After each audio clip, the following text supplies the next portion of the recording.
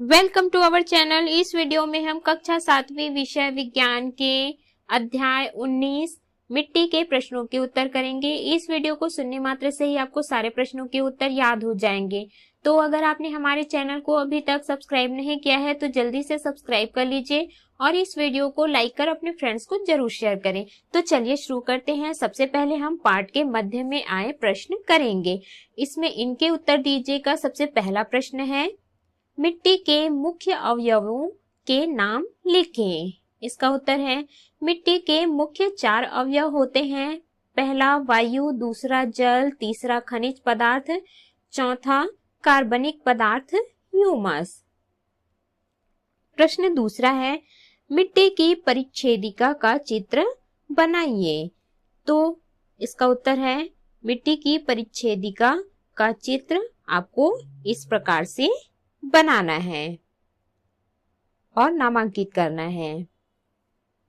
प्रश्न तीसरा है, मिट्टी की परिच्छेदिका का कौन सा संस्तर ह्यूमस को संरक्षित रखता है। इसका उत्तर है, मिट्टी की परिच्छेदिका का ए संस्तर ह्यूमस को संरक्षित रखता है। प्रश्न चौथा है, रंध्रावकाश युक्त मिट्टी पौधों की वृद्धि के लिए किस प्रकार सहायक है।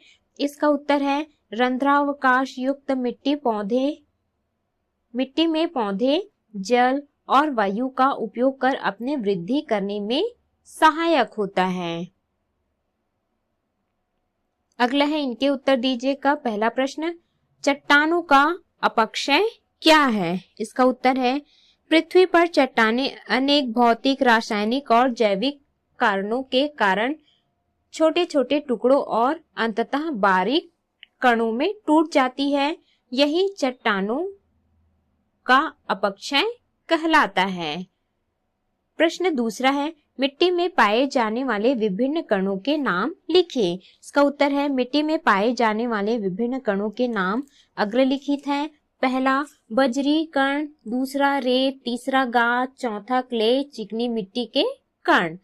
प्रश्न तीसरा, किस प्रकार की मिट्टी में बारिश का अधिकांश पानी ऊपर बह जाएगा।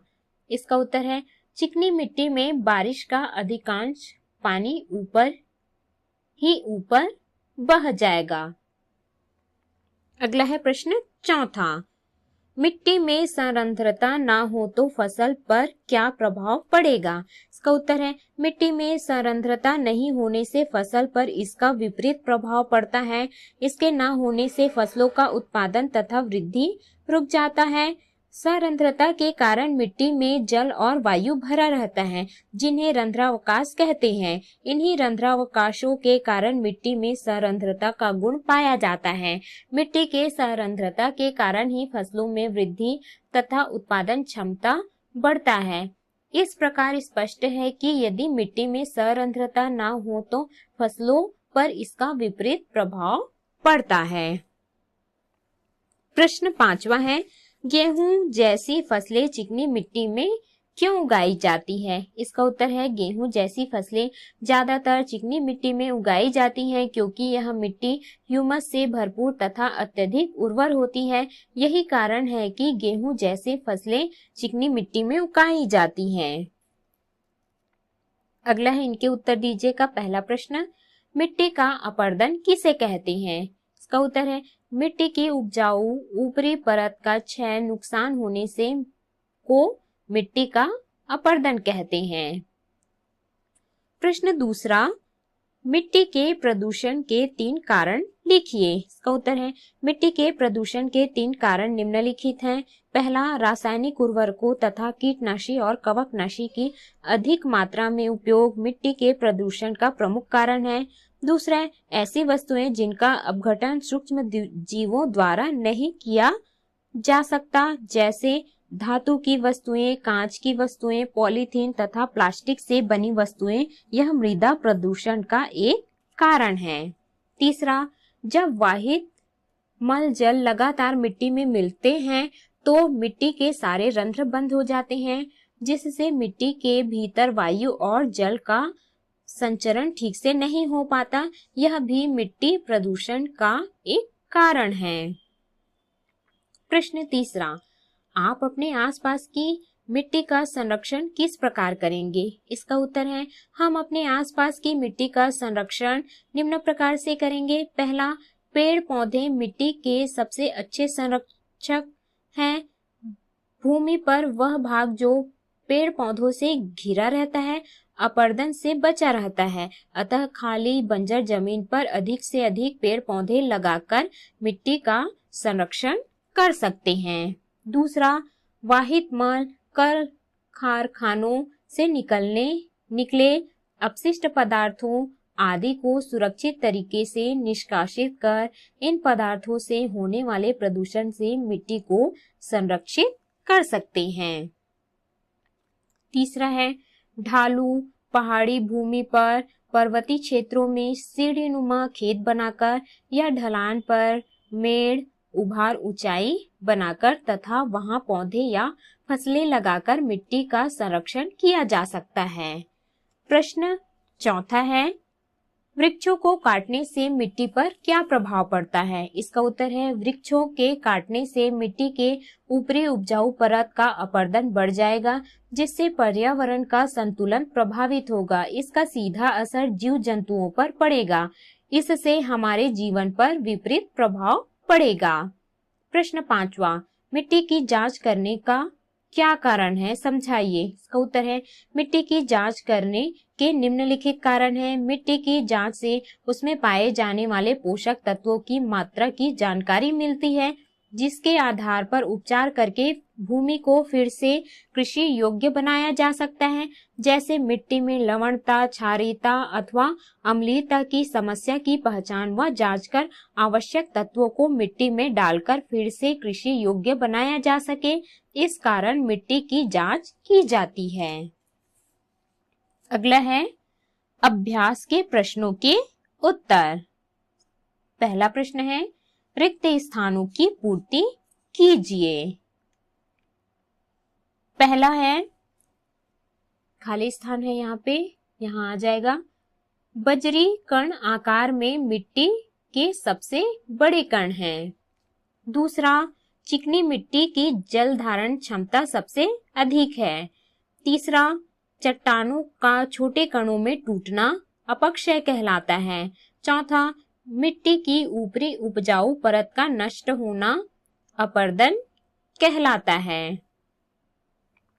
प्रश्न दूसरा है, नीचे दिए गए कथनों में से सही या गलत की पहचान करें तथा गलत कथन को सही करके लिखें। पहला है, जिस मिट्टी में ह्यूमस हो वह मिट्टी उपजाऊ नहीं होती। इसका उत्तर है गलत। सही कथन है, जिस मिट्टी में ह्यूमस हो वह मिट्टी उपजाऊ होती है। दूसरा, दोमट मिट्टी में बजरी और चिकनी दोनों मिट्टियां पाई जाती है। इसका उत्तर सही है। तीसरा, सभी प्रकार की मिट्टियां समान मात्रा में जल धारण करती हैं। इसका उत्तर यह गलत है। सही कथन है, सभी प्रकार की मिट्टियां समान मात्रा में जल धारण नहीं करती हैं। चौथा, अच्छी फसल प्राप्त करने के लिए मिट्टी का सरंध्र होना आवश्यक है। इसका उत्तर है सही। पांचवा, पेड़ पौधे मिट्टी के अपरदन को बढ़ावा देते हैं। इसका उत्तर गलत है। पेड़ पौधे मिट्टी के अपरदन को रोक देते हैं। अगला है प्रश्न तीसरा, निम्न प्रश्नों के उत्तर दीजिए। प्रश्न पहला, आप कैसे सिद्ध करेंगे कि मिट्टी में सूक्ष्म जीव उपस्थित होते हैं? उद्देश्य, मिट्टी में सूक्ष्म जीव उपस्थित होते हैं।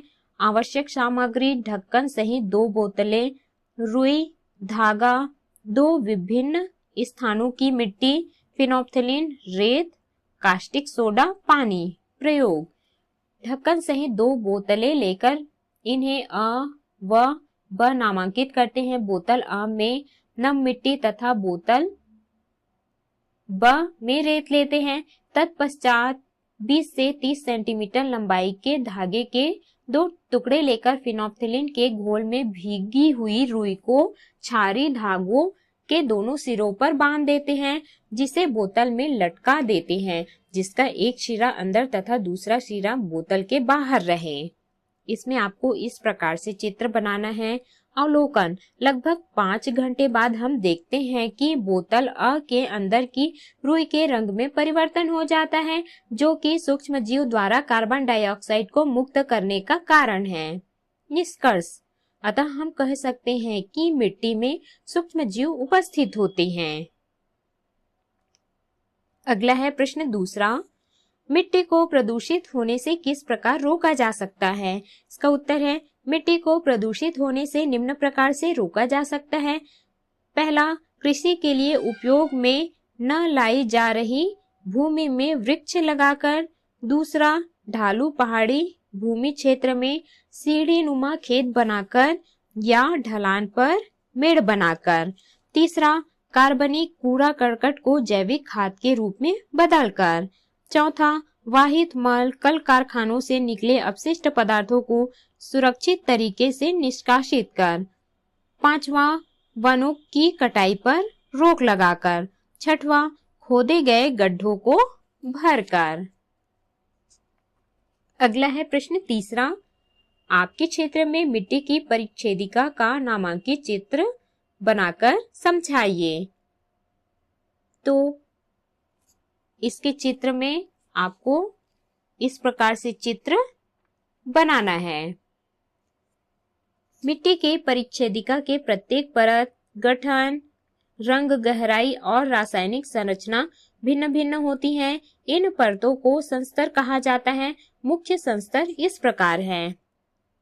संस्तर ए, सबसे ऊपर का यह संस्तर कार्बनिक संस्तर कहलाता है। यह जमीन पर पाए जाने वाली पत्तियों और दूसरे कार्बनिक पदार्थों से बनता है। ए संस्तर, यह A0 संस्तर के नीचे का संस्तर है। इसमें केचुए, कवक, जीवाणु जैसे कई जीवों का वास स्थान है। यह संस्तर ह्यूमस से भरपूर होता है। बी संस्तर, यह कठोर होता है। यह हल्का रंग, कम कार्बनिक पदार्थ और अधिक खनिज पदार्थ वाला होता है। सी संस्तर, इस संस्तर में चट्टानों के छोटे छोटे कण होते हैं। इसके नीचे चट्टानें पाई जाती हैं।